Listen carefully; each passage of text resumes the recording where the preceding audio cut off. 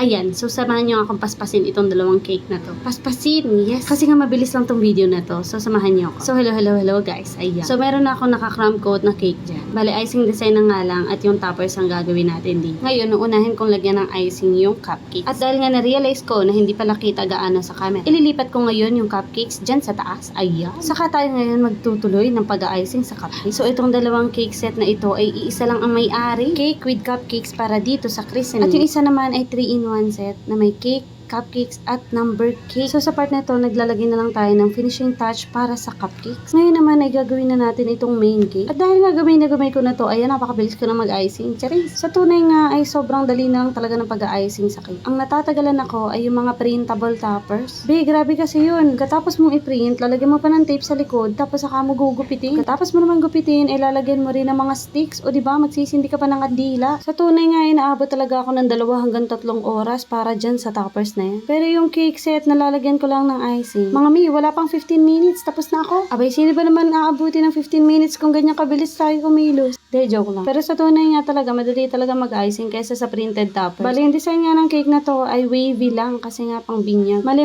So, yung design nga ng cake na to ay wavy lang para sa binyag. Bali, yung ganitong design nga ng cake ay maraming pinagagamitan. Pero kadalasan ginagamit ang ganitong design kapag puro paru-paro. So, ayan, mabalik nga tayo dito sa cake. Finishing touch na nga lang ako dyan para sa mga icing. Pagkatapos naman niya, na ilalagay ko na lahat ng printed toppers. O, ayan na, tapos na agad. Sabi sa inyo, madali lang gumawa ng cake. Charot lang. At ito na nga, sa second cake na nga tayo. Bali, ililipat ko lang yung cake sa size 9 na cake board. Pagkatapos ay sisipat-sipatin ko yan kung pantay na ba yung gilid-gilid. So, sa parte nga ito ay nagkukulay na ako ng kulay blue. Kasi nga naman ay Roblox theme ito. So, ayan, nakaberan ko na siya. Sabi ko sa inyo, madali lang to eh. Charot. Pagkatapos nga ay papakinisin ko to ng malala. O siya, sige na, sabi ko, saglit lang tong vlog na to. Inabot pa nga ni ako ng 2 minuto. Papakita ko na rin tong number 7 na cake niya. At syempre, Roblox din naman yung theme nito. Lalagay nga ako dito ng puting icing para mas masarap. Alam naman kasi natin na kapag colored na yung icing ay iba na yung lasa nito. Maglalagay nga rin ako ng border dito para naman magandang tignan. By the way, yung ibang customer ko nagre-request nga na kung pwede daw ay lagyan ng filling ang mga number cake. Pag gano'n naman ay pinagbibigyan natin with additional charge. So tinatapos ko na nga lang sa parting to yung cake. O ayan, tapos na. Ganun lang kadali, diba?